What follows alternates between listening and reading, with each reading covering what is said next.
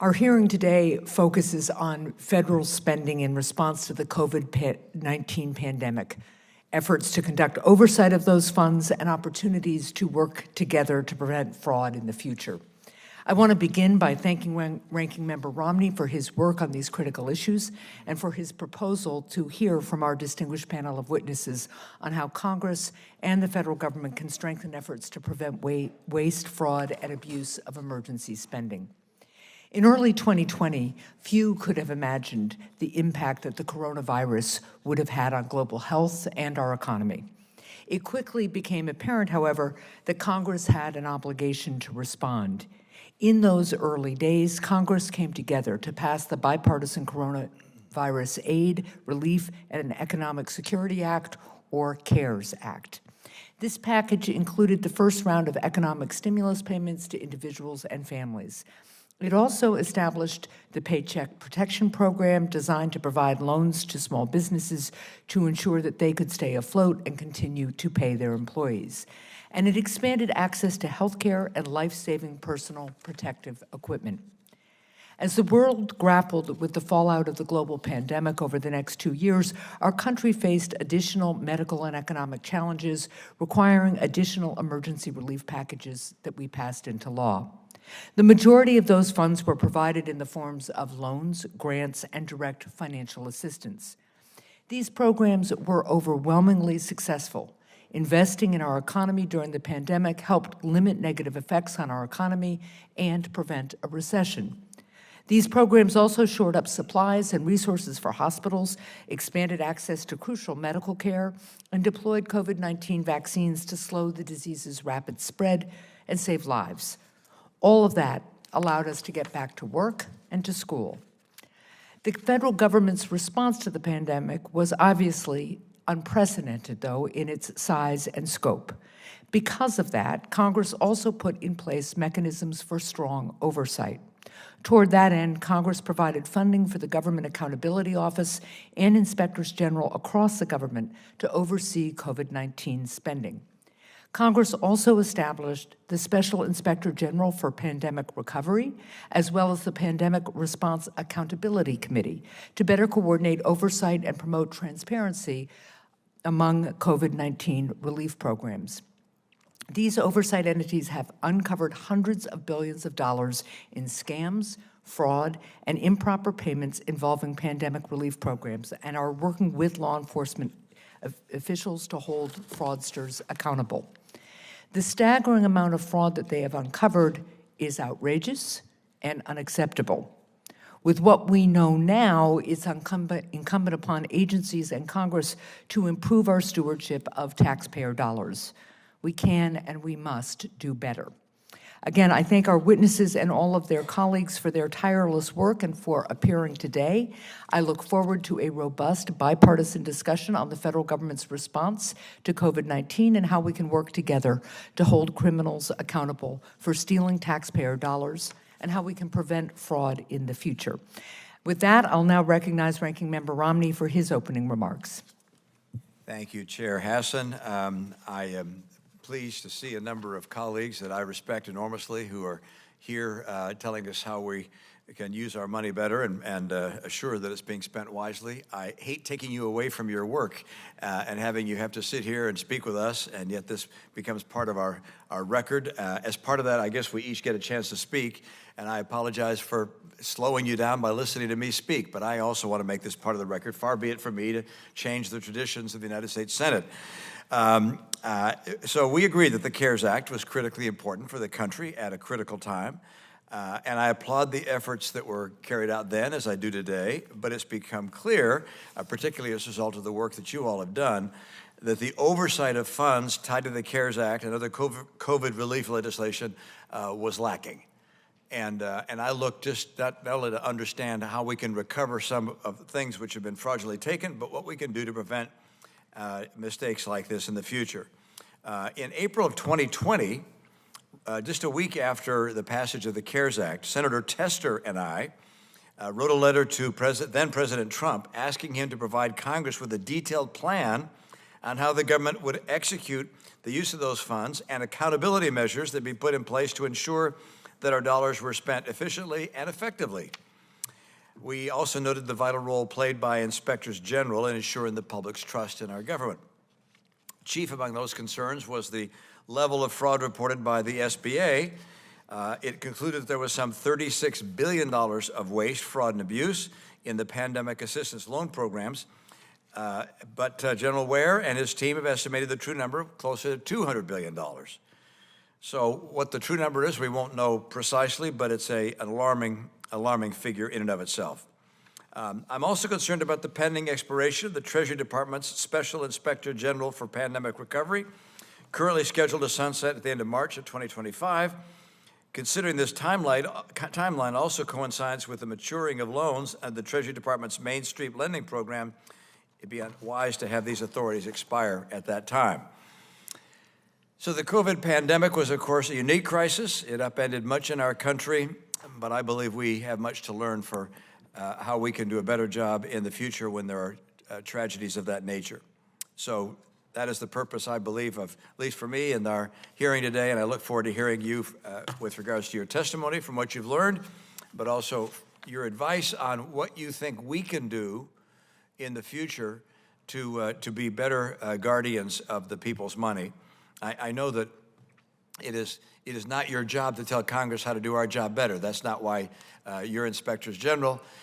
But nonetheless, you've been around long enough to say, why do these guys not do this? They should have done that instead. And so we want to learn from that experience. So with that, Madam Chair, I'm happy to turn back to our testimony.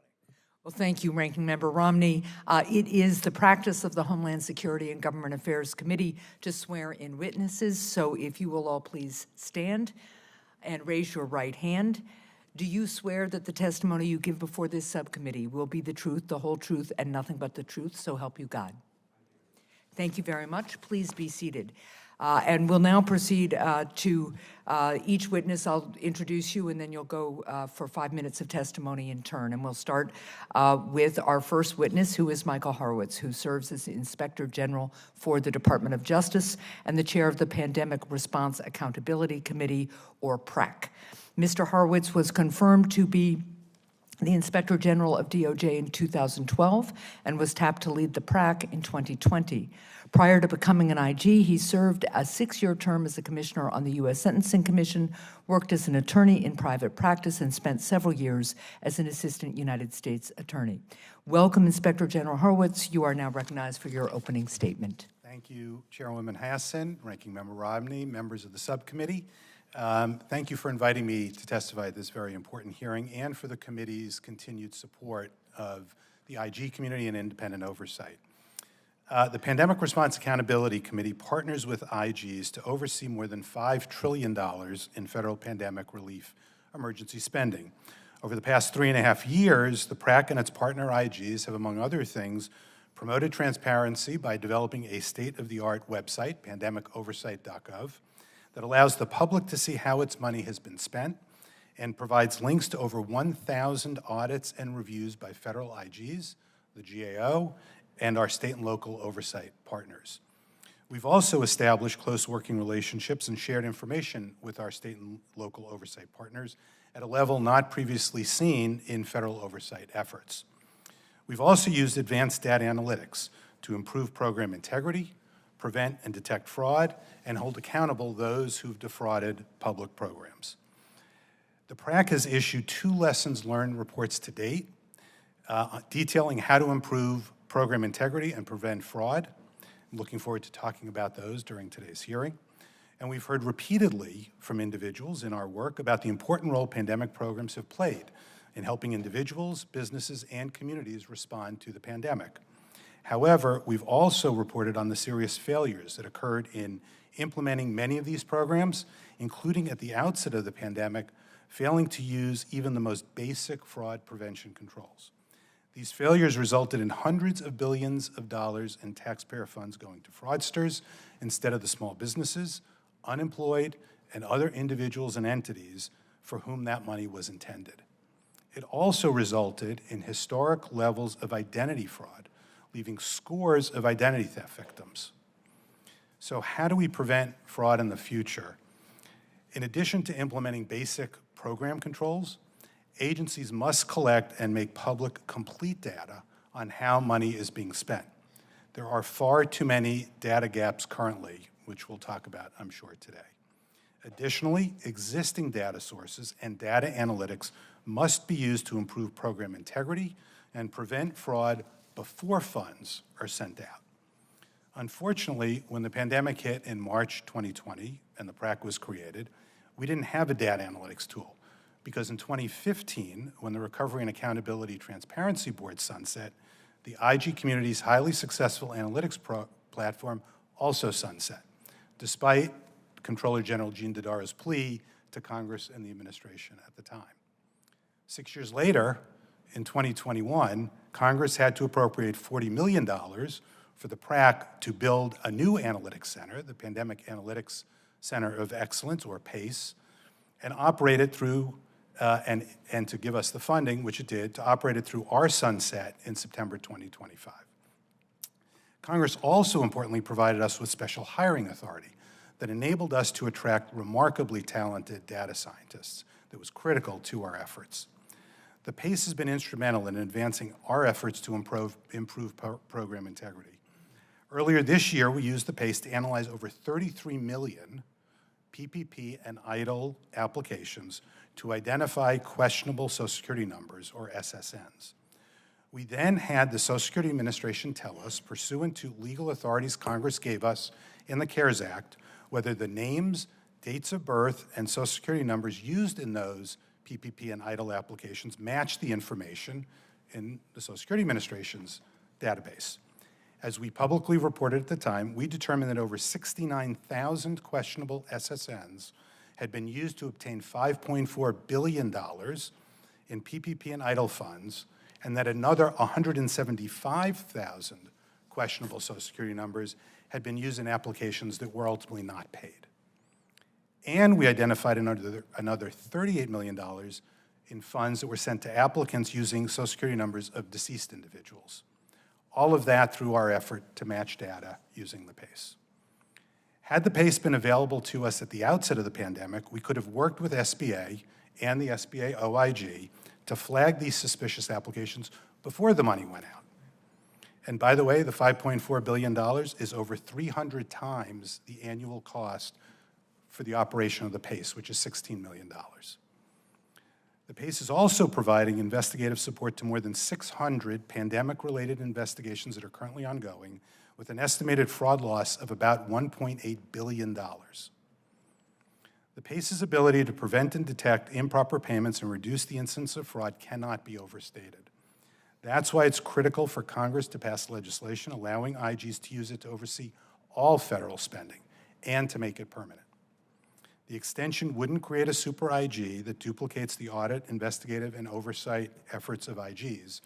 Rather, it would simply ensure that IGs continue to have access to this critical fraud prevention tool.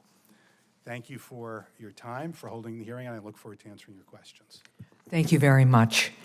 Our next witness is Mike Ware, who serves as the Inspector General of the Small Business Administration, or SBA. During the COVID-19 pandemic, SBA played an important role in distributing emergency grants and loans to small businesses during the pandemic. The SBA Office of Inspector General, led by Mr. Ware, was tasked with ensuring that those funds were used to help small businesses continue to operate in the face of a historic economic downturn. The Senate confirmed Mr. Ware to be the Inspector General of SBA in 2018. In total, he has 30 years of experience in the Inspector General community, including as Deputy Assistant Inspector General for Management at the Department of the Interior, and before assuming his current role as Deputy and later Acting Inspector General of SBA. Welcome, Inspector General Ware. You're now recognized for your opening statement. Thank you. Chair Hassan, Ranking Member Romney, Senators, and distinguished members of the subcommittee, thank you for the privilege of testifying before you today and for your continued support of the Small Business Administration's Office of Inspector General. I am proud of the dedication of the men and women of my office who work hard every day to detect, deter, and combat fraud in SBA's programs for the benefit of the American people, particularly their work in providing oversight of SBA's more than $1.2 trillion in pandemic assistance programs. Since 2020, SBA OIG has been leading the charge to uncover pandemic fraud and hold fraudsters accountable, providing an exponential return on investment. Our work has resulted in more than $13 billion in dollar accomplishments, including investigative recoveries, fines, and forfeitures, representing a nearly 200-fold return on investment to the taxpayer. Additionally, our work has resulted in another more than $8 billion in idle funds returned to SBA by financial institutions, $20 billion in idle funds returned by borrowers, and over $1 billion in United States Secret Service bulk seizures. Our investigations involving SBA's pandemic programs have resulted in almost 1,200 indictments, 940 arrests, and 630 convictions as of October 31st of this year. We have issued 37 pandemic-related reports with 95 recommended corrective actions to strengthen internal controls and promote integrity, efficiency, and effectiveness within SBA's programs. Our recommendations for corrective action to the agency have resulted in SBA tightening their internal control systems, and our work continues to focus on ensuring only eligible recipients received funds, facilitating the return of funds received by ineligible recipients, and bringing those who willfully exploited the programs to justice. We have leveraged data analytics to prioritize our investigative efforts in conjunction with our law enforcement partners. To date, hotline complaints have exceeded more than 270,000, from which our office has identified more than 104,000 actionable leads. This represents more than 100 years of investigative casework with our available resources. Now, this was possible through data analytics that leverage machine learning, as well as our partnership with the PRAC. The unprecedented level of fraud in SBA's pandemic programs led us to publish our fraud landscape report in June of this year. In our comprehensive review of potential fraud in SBA's pandemic assistance loan programs, we estimate that SBA disbursed more than $200 billion in potentially fraudulent COVID-19 EIDLs and PPP loans, representing approximately 17% of disbursed funds. Specifically, more than 4 million loans totaling $136 billion COVID-19 EIDLs and $64 billion in PPP funds. Now, the growth of SBA's programs, coupled with an estimated $200 billion in potential pandemic-related fraud, has significantly expanded SBA OIG's oversight responsibilities. Our oversight capacity is very much dependent upon the availability of sufficient budgetary resources. Support of the President's proposed FY 2024 budget of $63.3 million is vital, since it would allow our office to maintain its current staffing levels while also allowing for much-needed increase in our investigative resources. Absent the proposed budget for fiscal year 2024, we will be unable to capitalize on the laws that extended the statute of limitations for fraud in the PPP and EIDL programs to 10 years, as well as provide effective oversight of SBA's flagship programs that present significant management and performance challenges. Quite simply, more resources to my office means more investigative capacity and more wrongdoers brought to justice. We have the authority, the proven track record, the expertise, and an engaged workforce that is singularly focused on this mission. We will continue leading the fight against fraud along with our law enforcement partners. We will leverage data analytics, agile methodology, and our expertise in SBA's programs to course correct and bring those who abuse the programs to justice. Rest assured, with these additional resources, taxpayers will continue to receive significant return on investment, as well as benefit from a more efficient and effective SBA. Thank you for the opportunity to speak to you today. I'm happy to answer any questions you may have of me.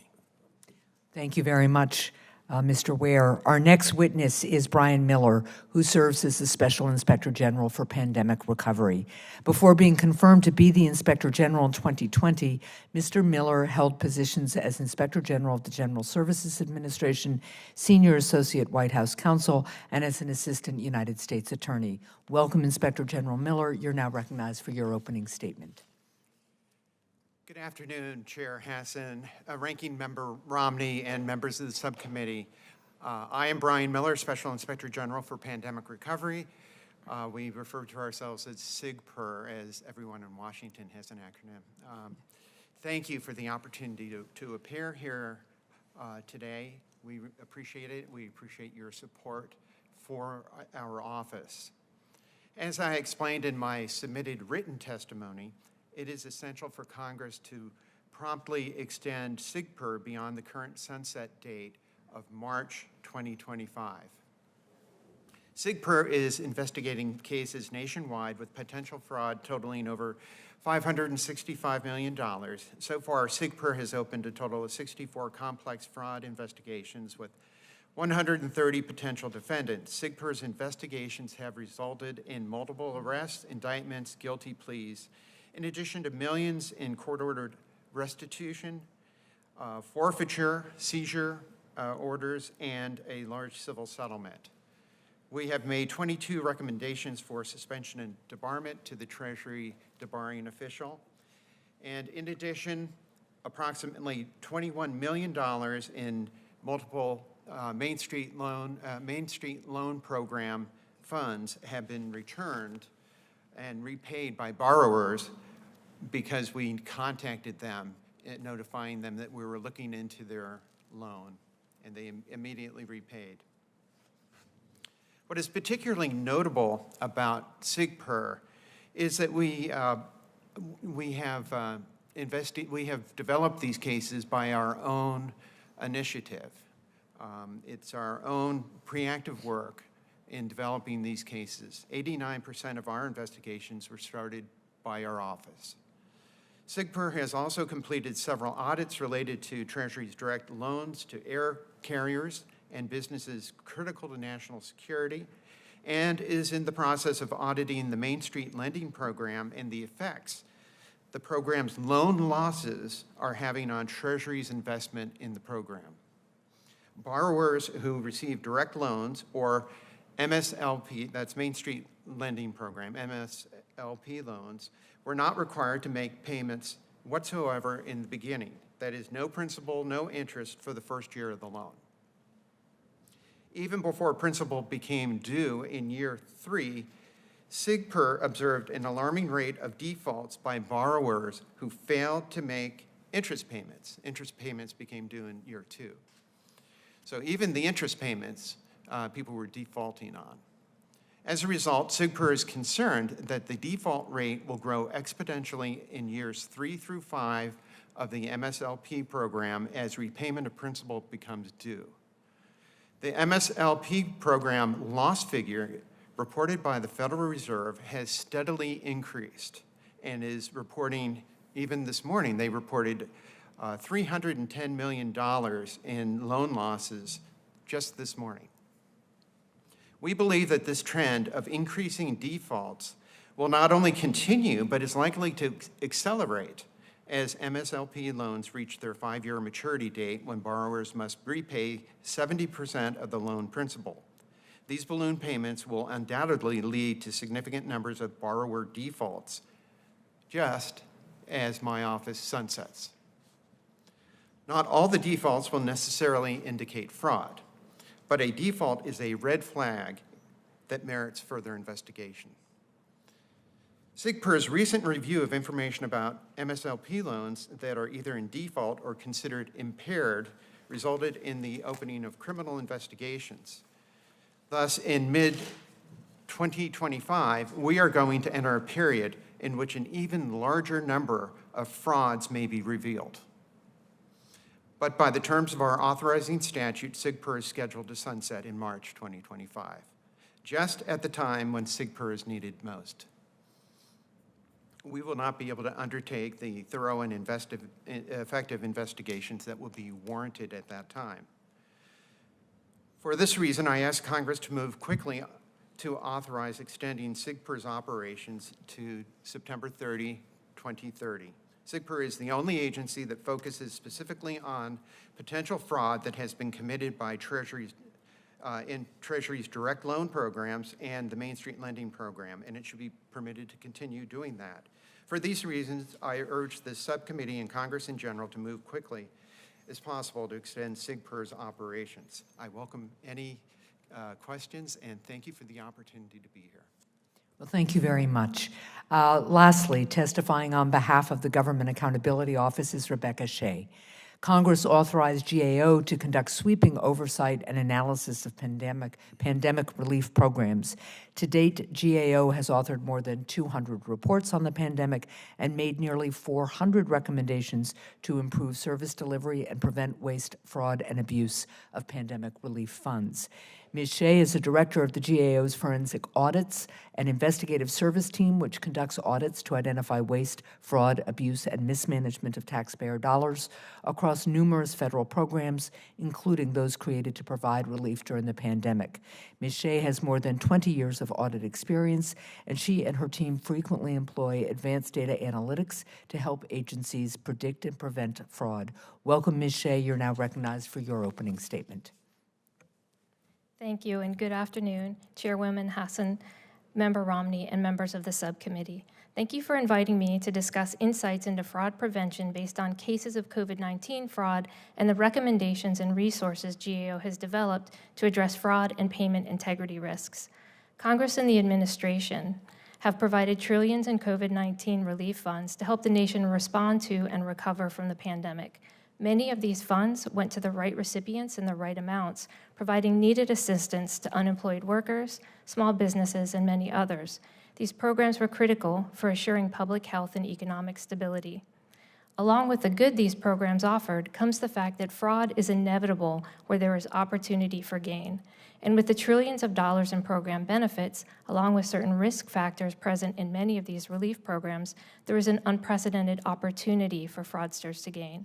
For example, many of the COVID-19 relief programs had known risk factors for fraud, such as those that were new, expanded, or significantly changed, that made a large volume of payments and quick disbursements, that involved payment or eligibility decisions made outside of the agency, such as by grantees or states, or lacked information or data systems to confirm eligibility, along with a reliance on self-certification. Although we will never know the full extent of fraud associated with these programs, estimates for the two largest, SBA and labor programs, indicate hundreds of billions lost to fraud. Given its inevitability, finding fraud when it does occur is a good thing, and preventing it from occurring in the first place is the goal to avoid costly pay and chase. Looking at fraud schemes from pandemic programs to identify where things went wrong can provide insights into better controls, analytic readiness, and policy design choices for normal operations as well as emergency situations. For example, misrepresentation is the hallmark of fraud, and many cases saw falsified eligibility and identity information. And this is the basis for two insights from GAO's written statement. Self-certification alone is not sufficient as a fraud control, and agencies should assume identity information is compromised and apply upfront verification controls. Data analytics are a key way agencies can move beyond insufficient controls like self-certification, but the cases reflect challenges in doing so, and this is the basis for another two insights: that agencies need to address interoperability issues to support data analytics and use free resources for fraud prevention and detection, like Treasury's Do Not Pay system for flagging ineligible recipients, as well as data available across their own programs. All of the cases and challenges associated with preventing COVID-19 fraud reinforce the importance of strategic fraud risk management, the basis for two other insights. These include that agencies consider emerging and complex fraud schemes affecting similar programs when developing their fraud risk assessments, and ensuring payment integrity checks and fraud controls are part of program design with an emphasis on assuring data access and use. Congress and agencies can learn from and act on these insights, as well as from the numerous recommendations and resources GAO has provided for fraud risk management. For example, GAO has suggested actions Congress can take, including increasing oversight by reinstating requirements for agencies to report on their progress with fraud prevention, making permanent a data analytics function in the oversight community, and making permanent Treasury's access to Social Security's full death data to help prevent payments to deceased individuals. Requirements have been in place for many years for agencies to manage fraud risk, and the importance of prevention is the cornerstone of GAO's fraud risk framework that we issued in 2015. Using that framework as a guide, we've made 173 recommendations to over 40 program offices for improving fraud prevention and detection. 95 of those remain open. Implementing these recommendations would help ensure programs safeguard taxpayer dollars. In addition, GAO has developed resources like our web-based anti-fraud resource and the recent framework for managing improper payments, which provide a roadmap for fraud prevention and payment integrity. We've also started examining the challenges agencies face in strategically managing fraud risk and possible incentives to do this better, and we'll be exploring this in greater depth in the coming year. With insights from past fraud schemes, taking actions GAO has recommended to agencies in Congress, leveraging available resources to prevent fraud, and by considering possible incentives for fraud prevention, the federal government as a whole will be better able and positioned to prevent fraud in any environment. I thank you for this opportunity, and I look forward to answering your questions. Thank you very much, Ms. Shea. We're now going to start with a round of questions for each senator.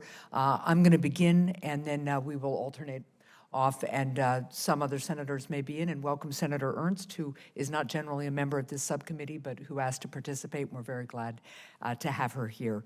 I'm going to start with a question to Inspector General Ware. As I mentioned in my opening statement, Congress moved quickly in the early days of the pandemic to provide critical relief for healthcare facilities, businesses, schools, and families. However, while Congress intentionally strengthened oversight over COVID spending, criminal fraudsters were able to take advantage of COVID relief programs and steal billions of taxpayer dollars. With the benefit of hindsight, what could Congress do differently in the future to strengthen oversight and accountability with regard to emergency spending, even when we need to act quickly? Thank you.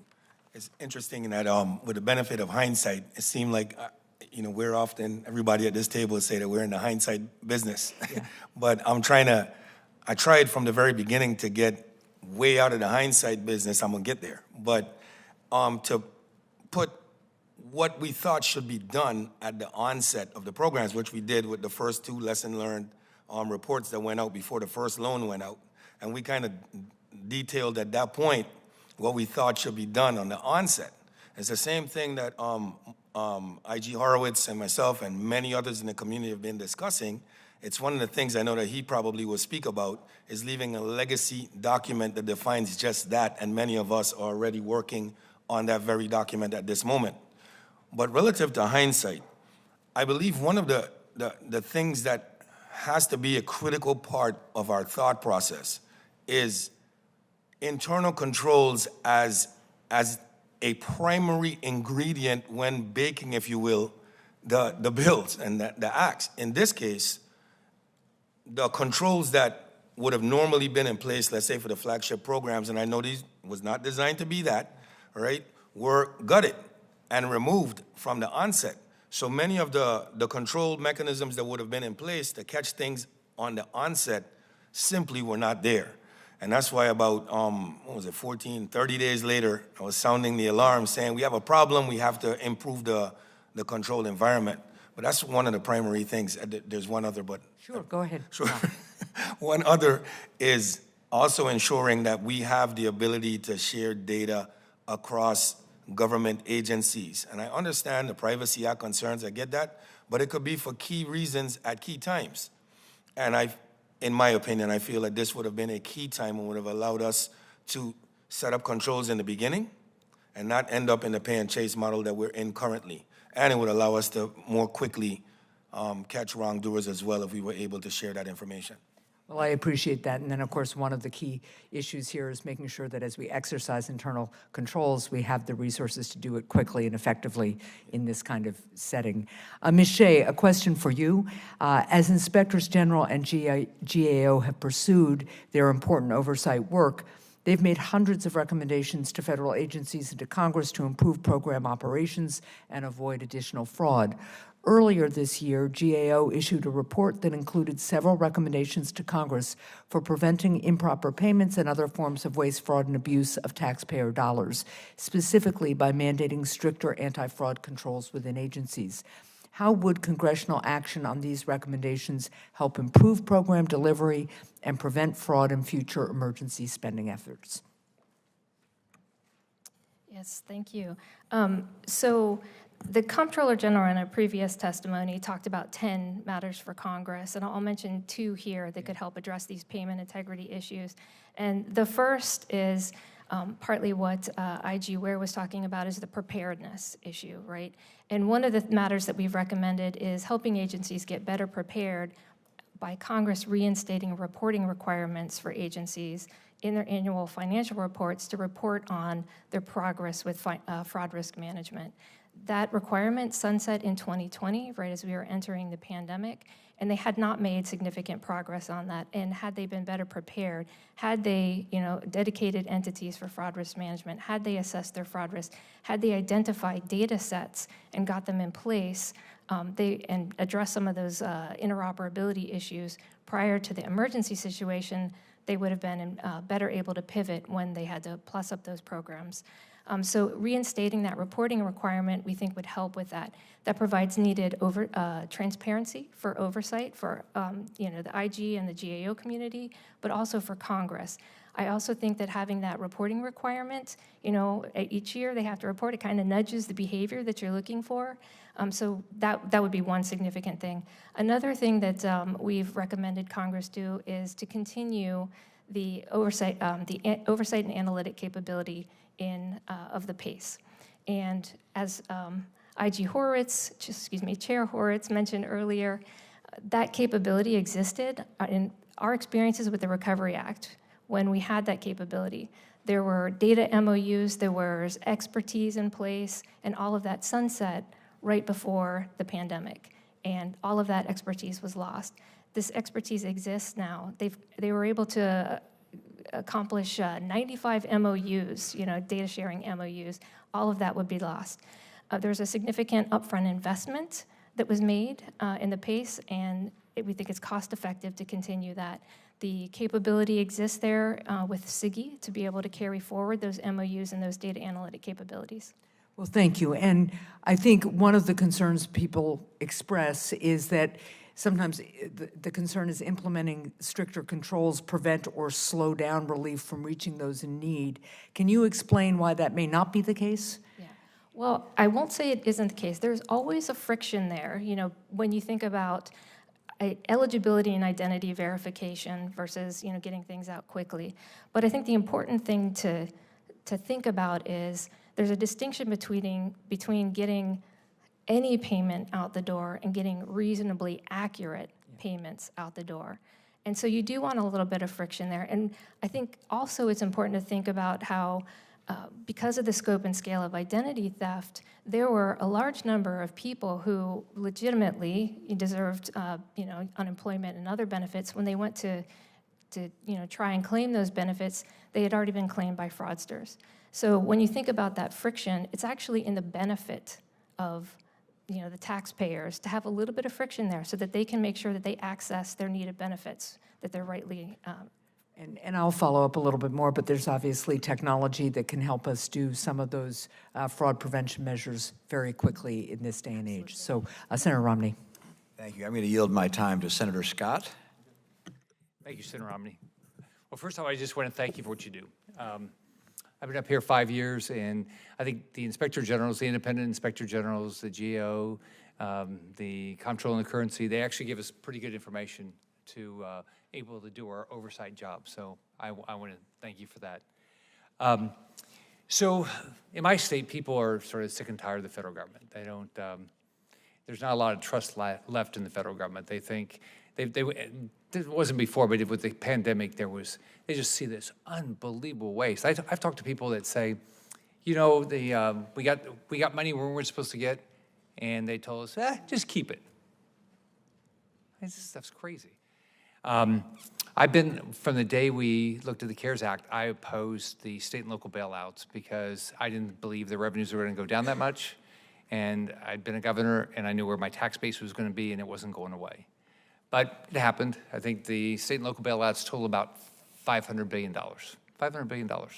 I think the total revenue for under the state budgets, the collection by the states is about $1 trillion. So that's a lot of darn money. But here's some of the headlines.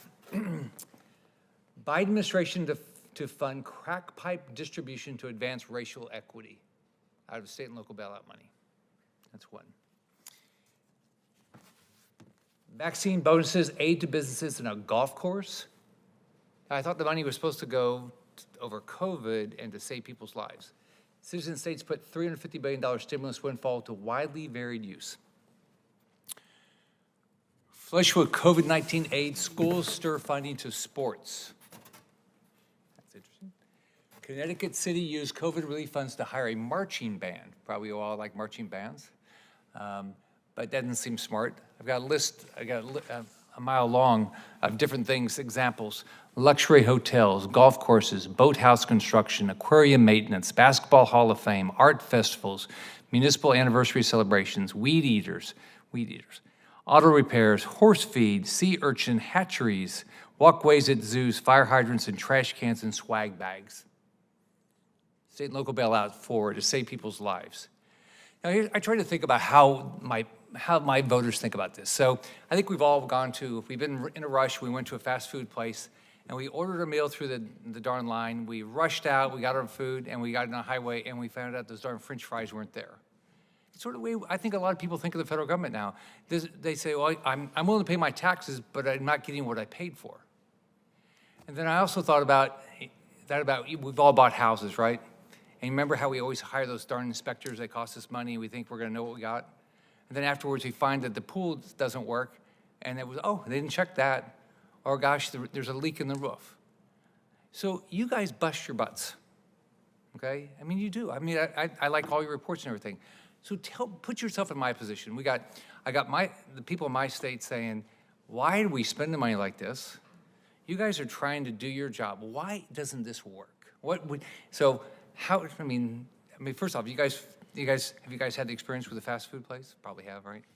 And houses? We all have. I just talked to a friend of mine that said she had no idea they didn't even check her pool, but and she just bought a house. But what would your response be to people in Florida? Any of you? Because there's this fraud is just rampant. Yeah, look, I think this is something we've seen over and over again. Particularly the problem here was, as the legislation was put forward and the agencies implemented it, the legislation didn't require, for example, certain checks and controls. The legislation could have been tightened up to do that.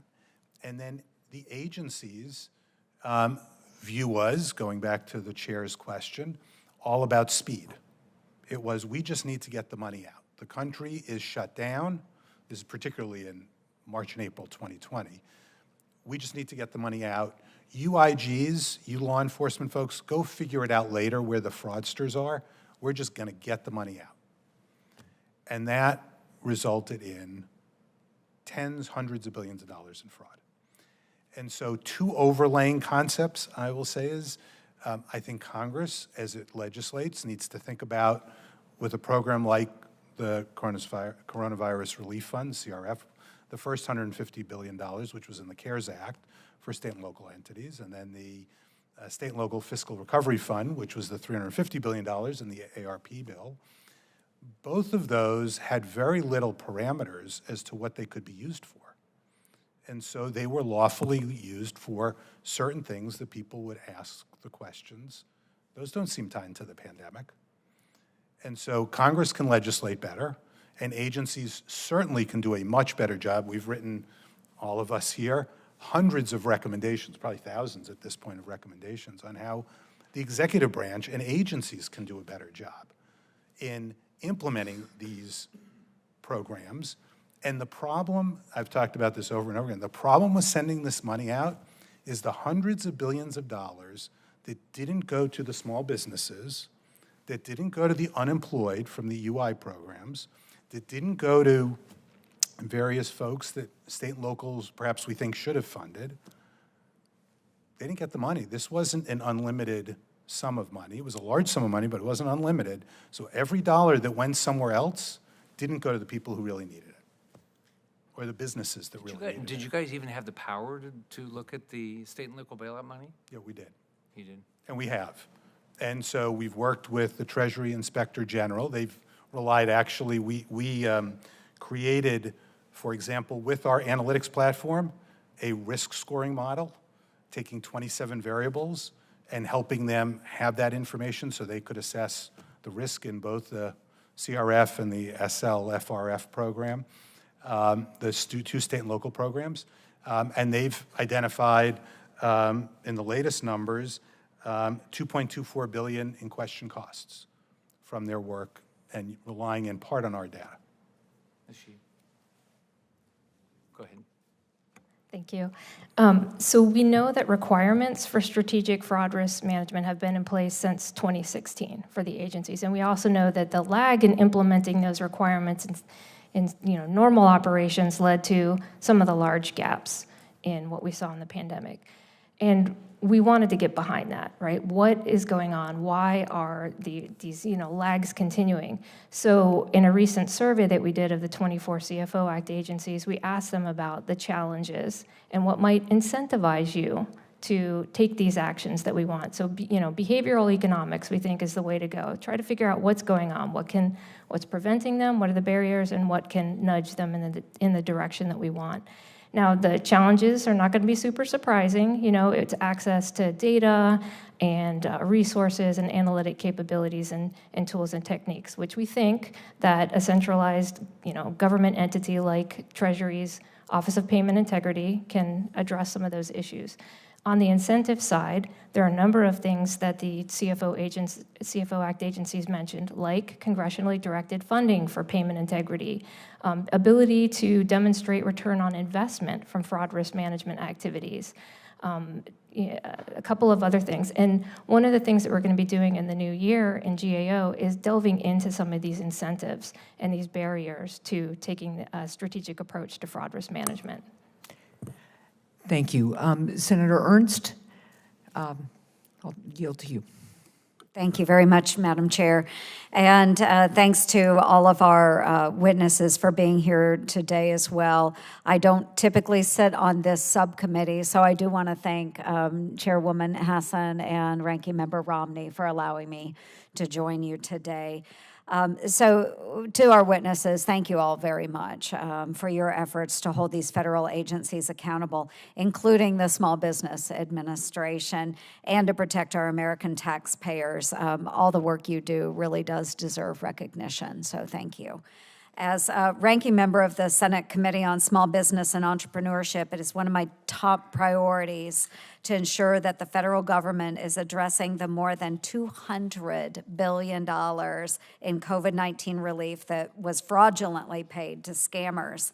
However, the Biden SBA has discounted the full extent of fraud and instead tried to cast doubt on the legitimacy of fraud estimates made by expert investigators. This new status quo at SBA is unacceptable. This flagrant fraud within government programs, especially when it goes unpunished, hurts taxpayers and harms small businesses the most. Today, I ask for unanimous consent to include in the record my Small Business and Entrepreneurship Committee report titled Small Business COVID-19 Fraud, 3 years later, State of Play. Without objection. Thank you, Madam Chair. The report details SBA's refusal at every turn to fully go after fraud and recover taxpayer dollars. I recommend Congress acts immediately to increase investigators' capacity to recover taxpayer funds quickly, ensure loans are paid back, and strengthen federal government controls when dispersing funding in the future. And I would like to move into my questions, and I am going to start with Mr. Ware, and thank you so much. I appreciate your work. Your tireless efforts to hold the SBA accountable are commendable.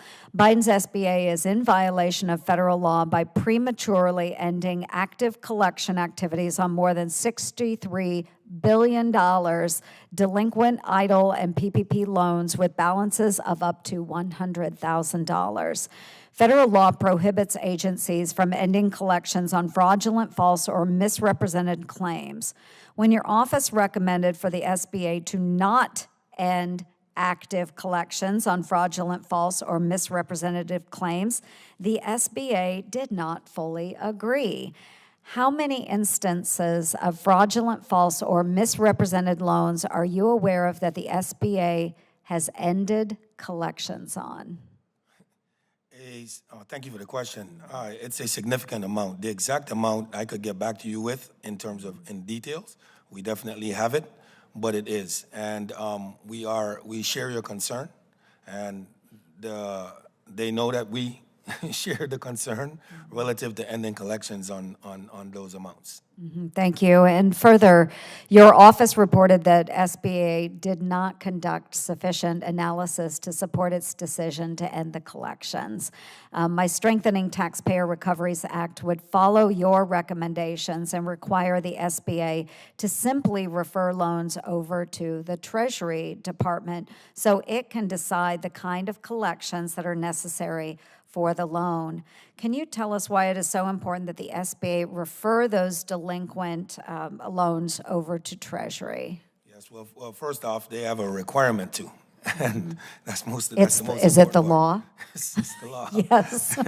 But secondly, I think that it sets a poor precedent. That I promise I won't get too much on my soapbox on this, but it sets a bad precedent in that it tells folks that you don't always have to pay the government back. And I think that that's central to some of the issues we saw in with Senator Scott's concerns that he brought up. It's that thought that government funds, it's the government. So the type of controls that you would have in place for a regular loan doesn't have to be in place for the government, because it's the government. It's the same thing here. Less than 100,000, then I might be willing to pay it back, but if I don't, what's the penalty? That's the truth of the matter, and that's why we're going after this. So again, I appreciate your work. And I'm going to move to Inspector General Miller. Thank you very much, sir. I am sure during this hearing there has been an extensive discussion around the unfair DOJ opinion, which hampered your ability to fully investigate all CARES Act programs. As ranking member of the Senate Small Business Committee, I would like to see SIGPER fully in the fight on small business fraud. We need to take your already existing skilled investigators with the SBA IG to tackle the more than $200 billion worth of small business fraud.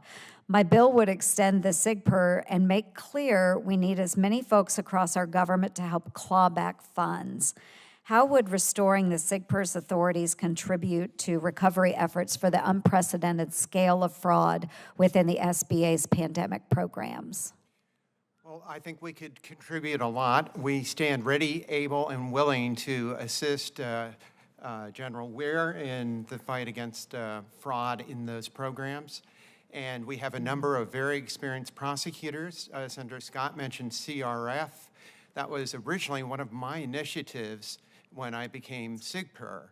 And I recruited very experienced prosecutors. For example, the chief of the fraud section at the U.S. Attorney's Office in the Eastern District of Virginia had been chief of the fraud section for a decade. He has 35 years experience prosecuting fraud cases.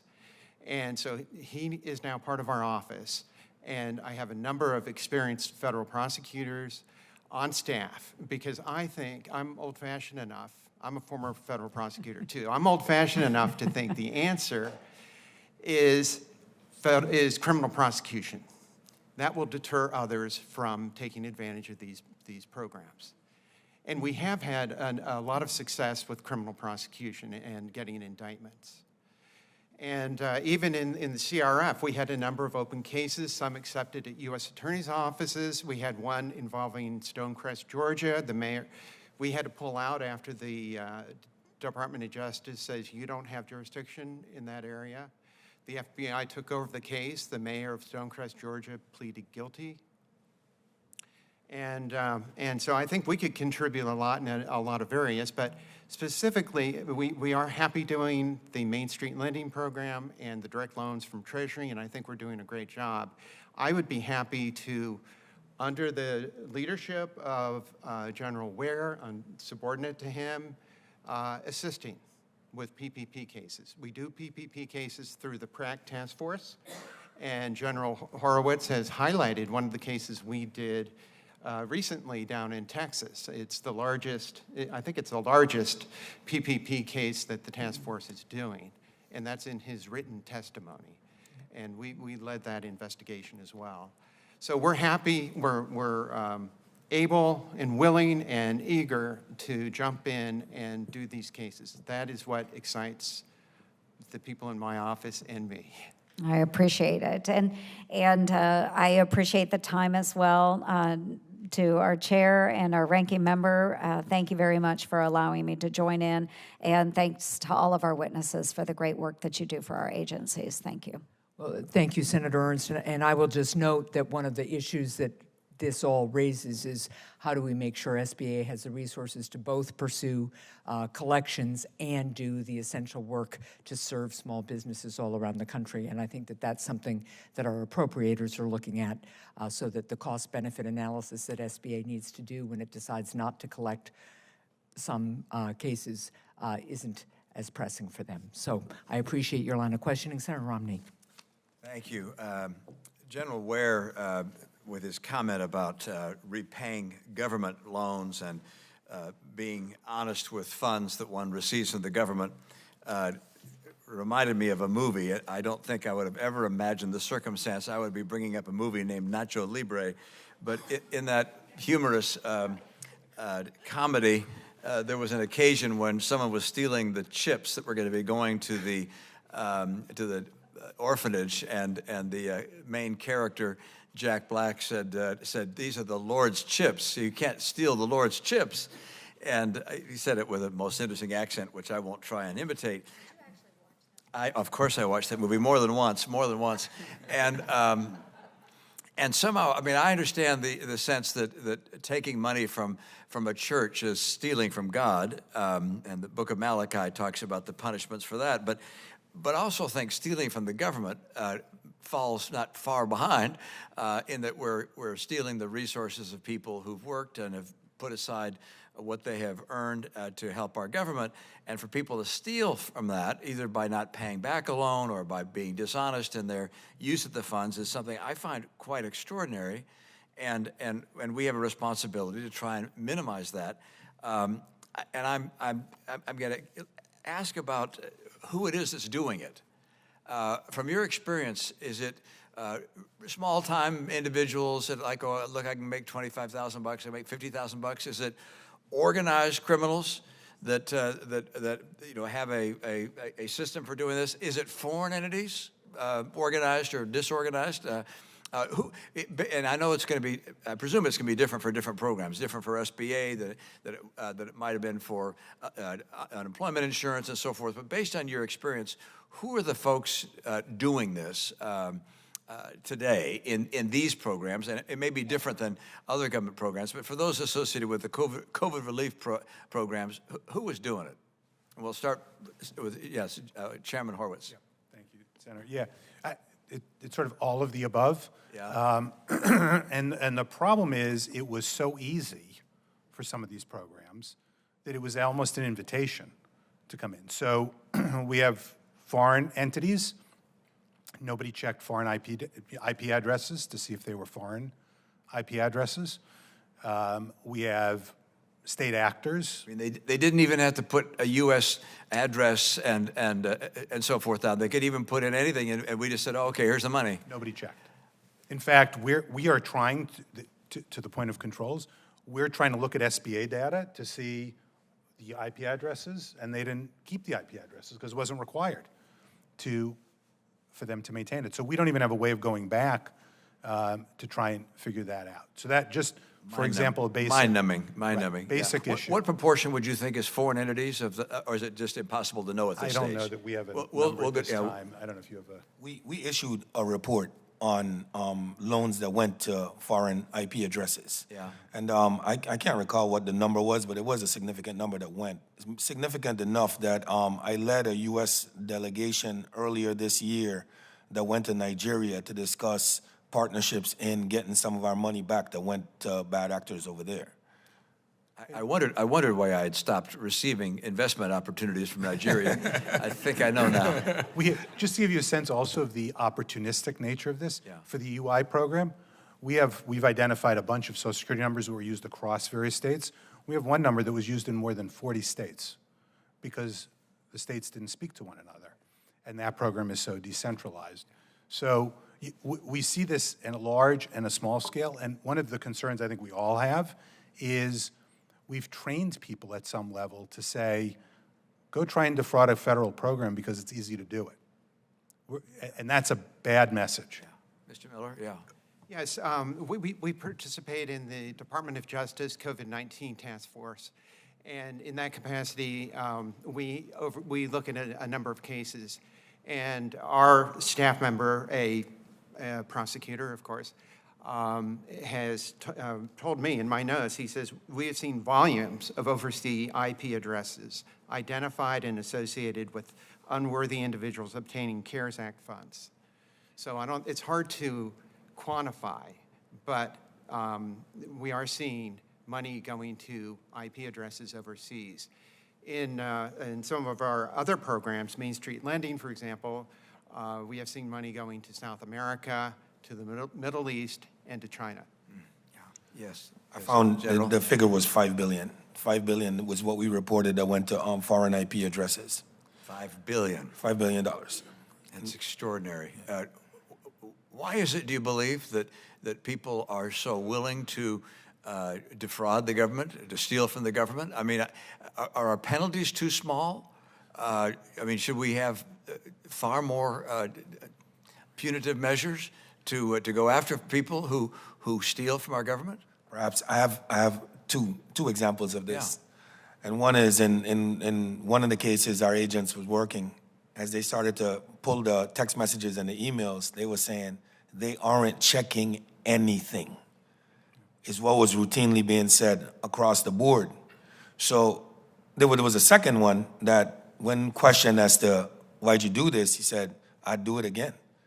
He said, it was worth it. It was highly unlikely that I'd be caught doing this, which brings me back to the beginning in talking about the importance of having a proper control and risk framework in place to mitigate this. There were folks that committed fraud probably who wouldn't normally commit fraud, and they were being told things, and we see this in the record, like the government is just giving away money. Yeah. Well, I just want to underscore the outrage and frustration that you all feel, that I feel, and that the people in our country feel as this goes on. I just note that if something like this were attempted with a credit card, your Visa, or if you're trying to do a charge account at a store of some kind, this couldn't happen or they'd be out of business. And yet it happens with our government all the time, and I wonder why we are singularly ineffective in being able to control this, to the extent that basically every corporation is able to control, or they'd be out of business, or their CEO would be out of a job. I just want to conclude by saying I concur that we need to continue the PACE program and to continue to get data, and also believe we need to get the Social Security data and other data. I recognize privacy concerns, but when we're losing through a fraud hundreds of billions of dollars, that's the number that I've heard from you today, hundreds of billions of dollars, we have to recognize that's money that could go to Americans in need. It could go to help Israel in their defense of their land. It could help the Ukrainians. The idea that we're using this money, it's being used for fraud, is just simply outrageous. I also agree that we should extend the life of CIGPR well beyond 325 because the timing is not propitious. Thank you, Madam Chair. Well, thank you, Ranking Member Romney. Before I move to Senator Ossoff, I was noticing that Mr. Horowitz seemed to want to say something in response, so I just wanted to give you the opportunity.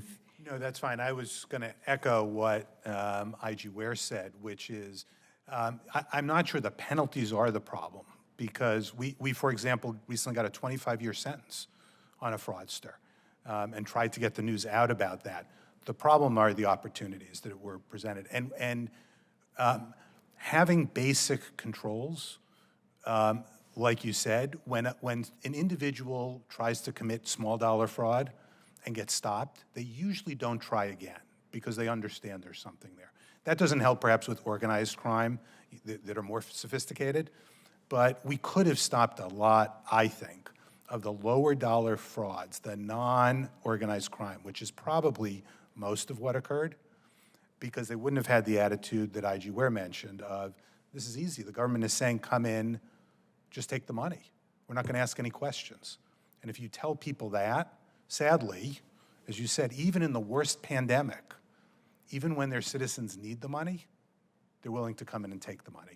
Yeah, Americans aren't stupid. If we're handing out free money, they'll be willing to take some.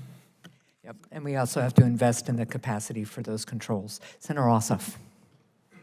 Thank you, Madam Chair, and I want to thank you and Senator Romney for working together so vigorously to protect taxpayer dollars and for holding this hearing on these extraordinary abuses, a level of fraud that I think is shocking to the whole subcommittee. With the benefit of your attendance, Inspector General Horowitz, and given the extended conversations that you and I have had on a range of issues over the last few years, I'm going to range a bit out of the direct focus of this hearing and into some of your other jurisdiction. And I want to begin with a discussion of the Bureau of Prisons. And as you'll recall, Mr. Horowitz, when I chaired the Permanent Subcommittee on Investigations last Congress, led multiple bipartisan investigations of the Bureau of Prisons and issues related to incarceration. We found, for example, that at U.S. Penitentiary Atlanta, that serious long-term security breaches that put the community and the whole Southeast region at risk were left unaddressed. We found pretty extreme cases of abuse and neglect of incarcerated people, including pretrial detainees held at the jail there. We found detainees and inmates lacking access to clean drinking water, hygiene products, medical care, a whole range of serious problems that had gone on for a long time. And I noticed that your office's recent work has found serious deficiencies at other facilities like FCI Tallahassee, an unannounced inspection that you led, which found moldy, rotten, pest-infested food, serious maintenance issues, putting health and safety at risk. Senators Braun, Durbin, and I introduced the bipartisan Federal Prison Oversight Act earlier this year, which provides for unannounced investigations by the Office of the DOJ Inspector General. Can you explain, please, why those unannounced prison investigations are so important? Absolutely, and thank you, Senator, for the question. And by the way, I'm going this Friday to visit USP Atlanta with the new BOP director to get a tour of the reopened facility. I appreciate that, and in the future, you should also consider an unannounced inspection. Well, now getting to the unannounced inspections, one of the things Congress did last year in funding us, and a critical part of the appropriations bill, was to give us additional money to do these unannounced inspections. It's the first time we've ever done them, and what happens is we're showing up at a prison on a Monday morning at 8 a.m., we're calling the warden and saying we're coming at noon with our team, and we're going to spend the week there to inspect your prison. We did the first one at the federal prison in Waseca, Minnesota, earlier this year. We selected Waseca because it was an all-women's institution. We've had, as you know from your leadership on the subcommittee, serious issues with sexual assaults against women in prison. You and Senator Johnson issued a very important bipartisan report in that regard. So we went to Waseca to see what was going on there. Because it had scored as a low risk, it was our first one, we wanted to see what happened. We got there, we found holes in the roofs of the buildings, pipes running across beds that were leaking, and camera issues, which again you've helped lead, I know, on that effort to get the camera bill passed, and all sorts of problems in an institution that was relatively low risk, about whom we had gotten fewer complaints. And we let the BOP know about the crumbling facilities, for example, cascading problems, by the way, with staffing. First Step Act. One of the things Congress passed was the First Step Act to give inmates a chance to rehabilitate. Huge wait lists because the educators were being pulled off educating to do correctional officer duty because they were short-staffed. They were short-staffed in healthcare. They were short-staffed in facilities management. All of the things we would not have appreciated until we got on the ground. That was our first report, and that's public on our website. Our second one was at a higher risk prison, FCI Tallahassee. We went to at the end of May. We issued the report last week. What we found there was stunning, is a nice word. We got there, on day 2, we went to the kitchen to observe food service, as you mentioned, bread with mold on it, rotting vegetables, all being served to inmates. We went to the warehouse to look at the food, what appeared to be rodent droppings. We didn't actually see the rodents. We saw bugs crawling in the boxes of cereal. We saw the damaged containers and the rotting containers. It was stunning to see that. No, it was not a humane place to be. We went to the living facilities, again, leaking windows. Again, primarily a female institution. Feminine hygiene products were being used to stop the leaks into the facility. We published pictures, by the way. Anybody wants to see this? There are pictures of this, extraordinary pictures on our website. I want to return to prisons in a moment, but I first want to raise another DOJ-related issue with you. The subcommittee I chair now received testimony from the National Center for Missing and Exploited Children, which found that from 2018 to 2022 in my home state of Georgia, there were nearly 1,800 reports to NCMEC of children missing from foster care, and according to NCMEC's analysis, they believe that over 400 of those children were likely victims of sex trafficking. It's crucial that DOJ have the resources and infrastructure to work with NCMEC to track and locate missing foster children and to hold accountable those who traffic them. Can you and I sit down to discuss a plan of attack on that? Absolutely. NCMEC has done great work. As SIGI chair, they've done a lot of work with us and the community on helping with missing children.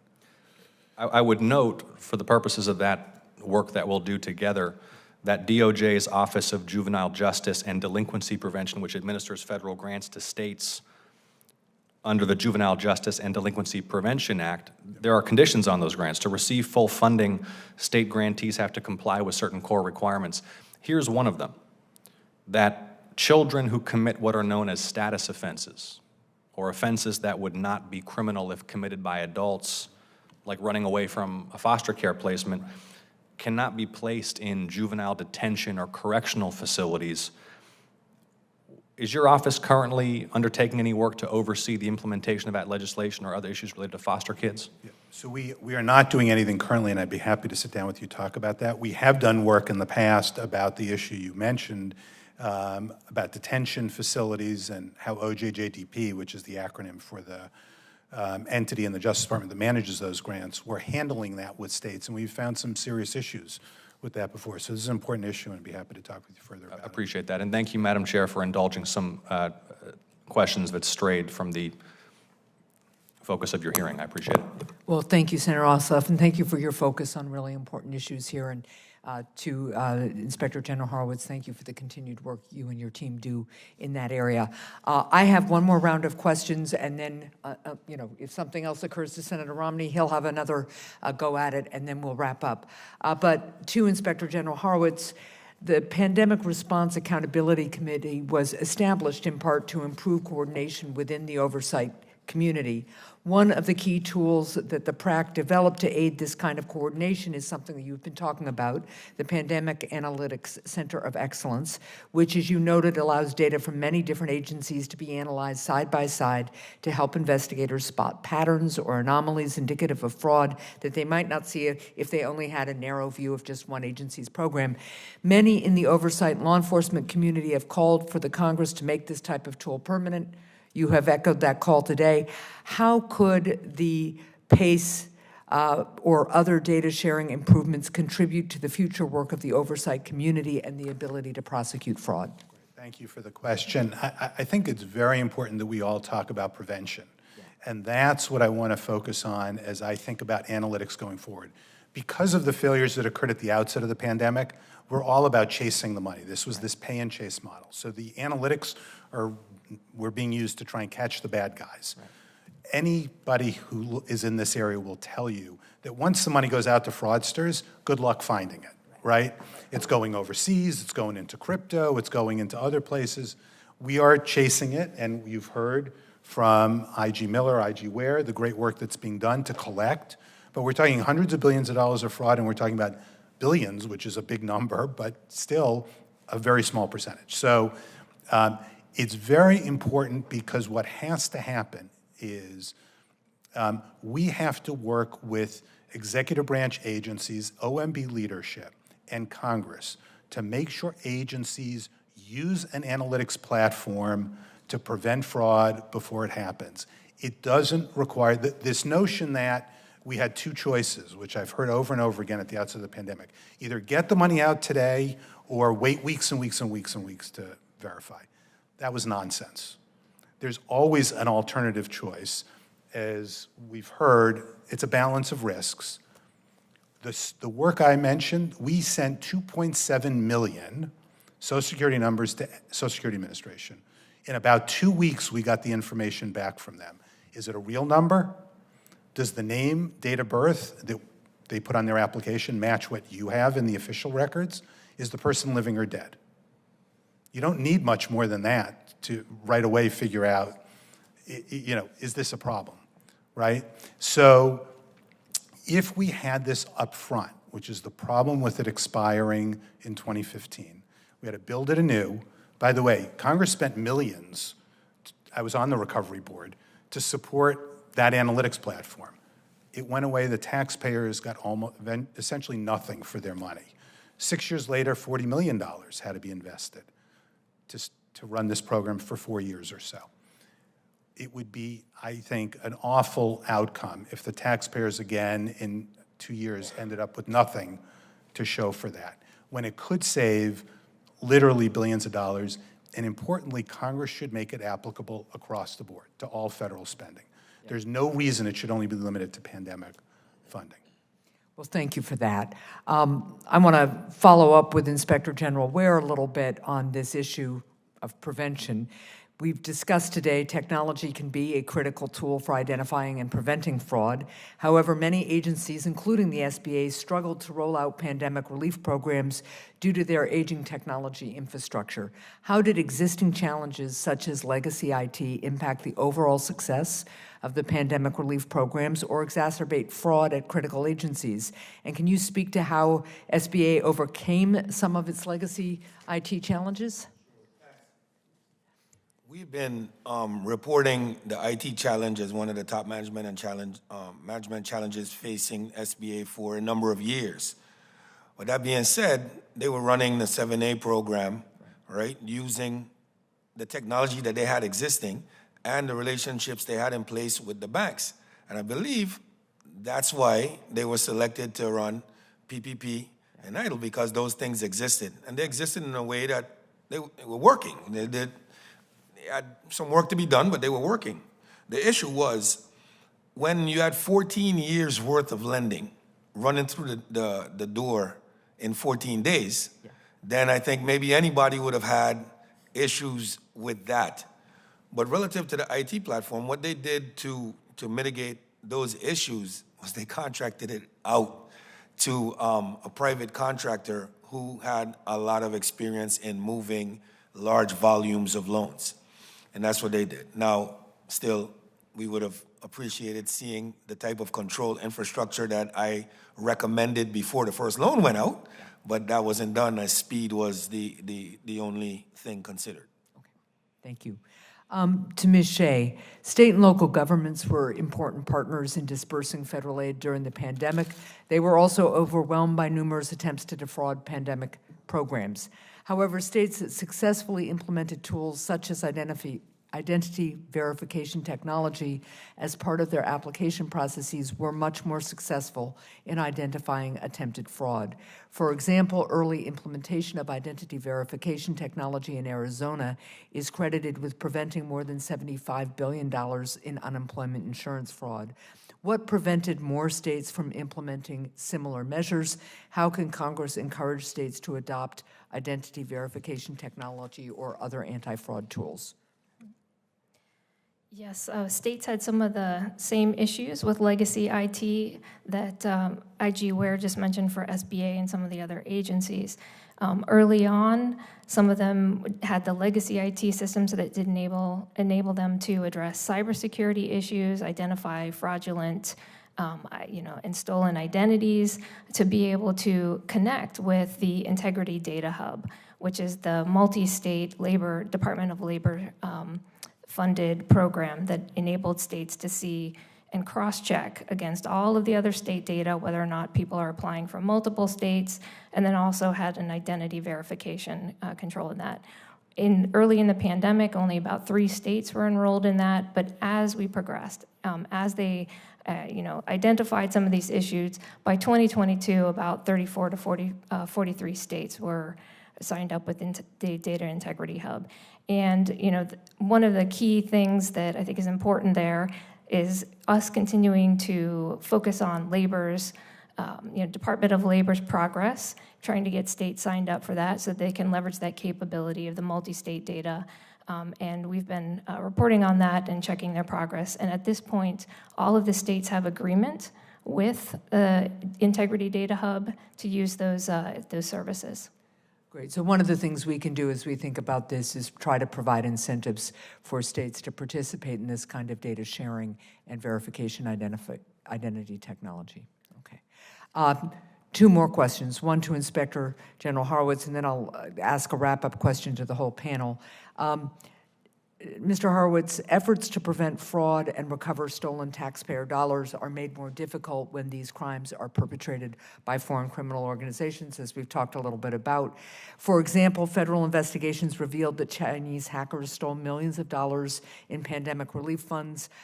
What actions can the U.S. take to go after fraud perpetrated by foreign criminal organizations?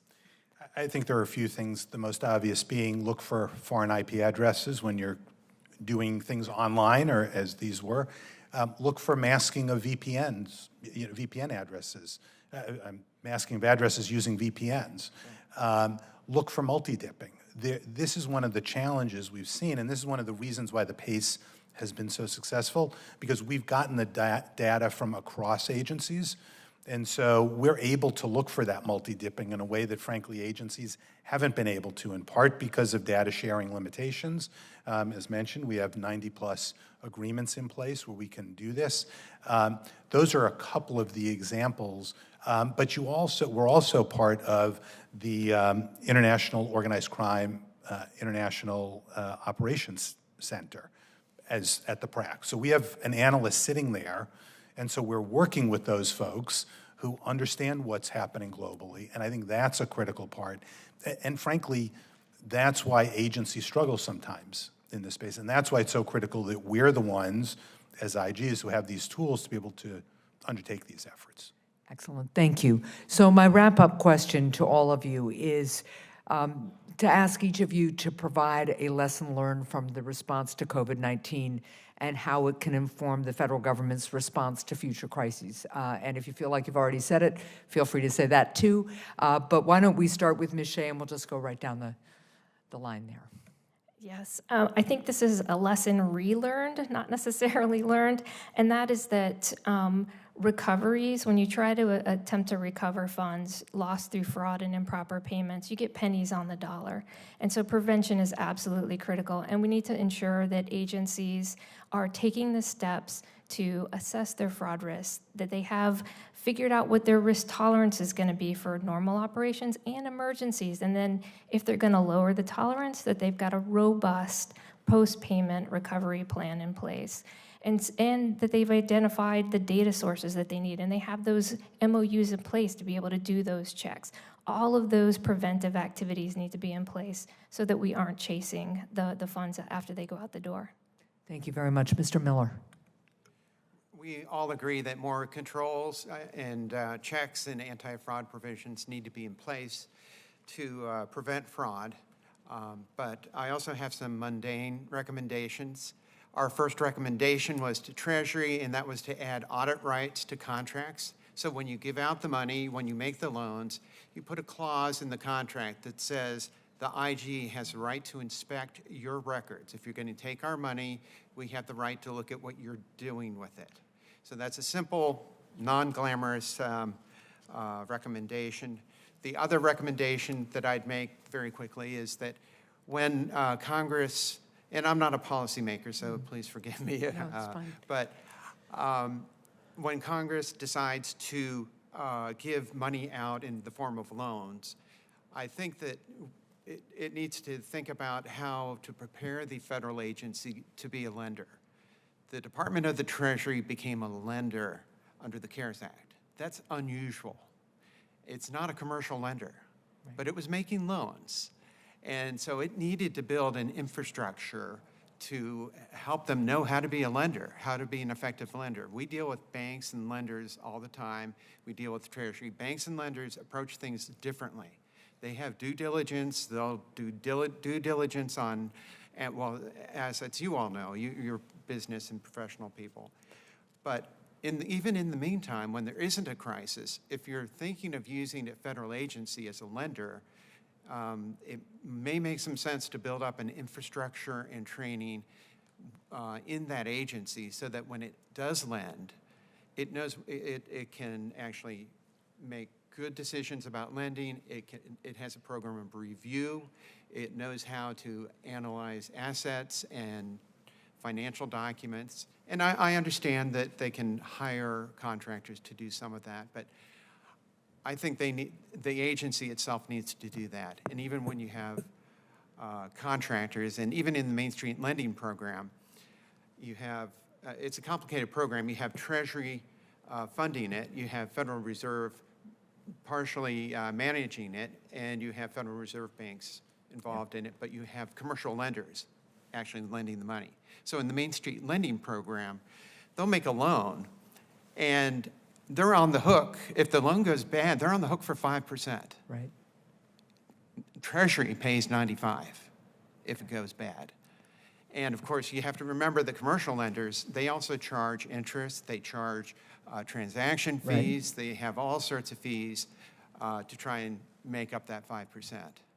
So I don't think going to outside organizations is always the answer. And when you do, I think they have to have, forgive my slang, but they have to have more skin in the game. Okay.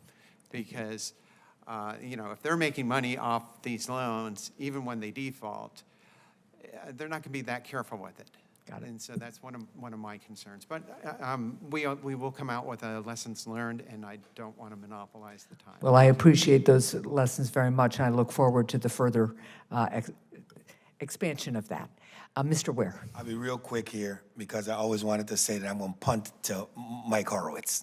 I've been waiting on saying that, so I'm going to say it today. But timely data sharing agreements between agencies at the onset of programs like this, I feel should be baked in to getting them started up.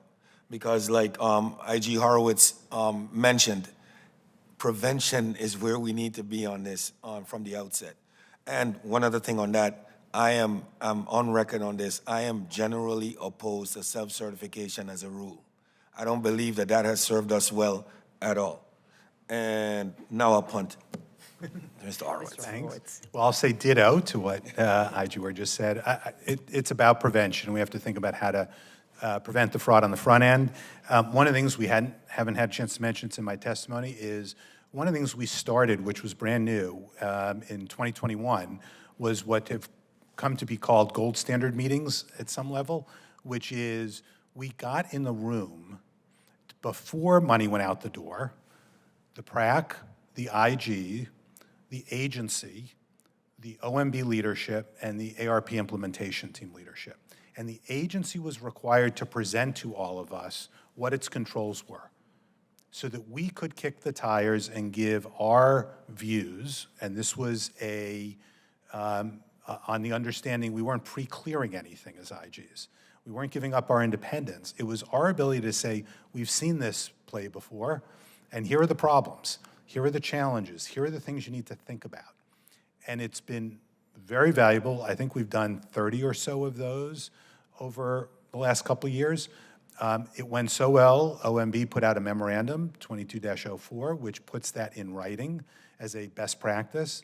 And for the infrastructure bill said agencies should follow that model as well. That's, again, a way to do the prevention up front, not a perfect way, because the controls still have to get implemented, they have to move forward. But that's been a very valuable, I think, tool. It also has helped bring together, in ways that sometimes didn't exist, the IGs and the agencies, and put them in the same room, which was, or at least in the same video screen, which was critical. And then the other thing I just want to mention is the importance of coordination with our state and local partners. we've, I think, done an extraordinary effort. It's something we thought about from day one, that with all that money going out the door and all that money going to local communities, some directly through the various funds that Senator Scott mentioned, some through other mechanisms, we had to partner with state auditors, with local auditors, with state IGs, with local IGs, and we've done that. We've had dozens of listening post sessions with them. We've done fraud alerts for them so they knew what to look for. We've partnered in a way that I think is critical, and we've got to keep doing that. The federal government doesn't have the best reputation, as you all know, as former governors of states in partnering with our state counterparts. I think that's very critical in this space. Well, I appreciate that very much, and I appreciate not only the expertise that you all bring to today's hearing, but the expertise and leadership you all bring to your entire teams. And, you know, Senator Romney said at the outset he felt bad asking you guys to spend this much time when you have so much critical work to do. But I think we are both hopeful that that with your input, this time will be valuable as we go forward and try to make sure that we are strengthening oversight and accountability and protecting taxpayer dollars. So thank you for being here, for the important work you do. I look forward to continuing to work with all of you and my colleagues to help prevent waste, fraud, and abuse of taxpayer dollars and relief programs. This hearing will remain, the hearing record will remain open for 15 days until 5 p.m. on December 1st for submissions of statements and questions for the record, and it is now adjourned. Thank you.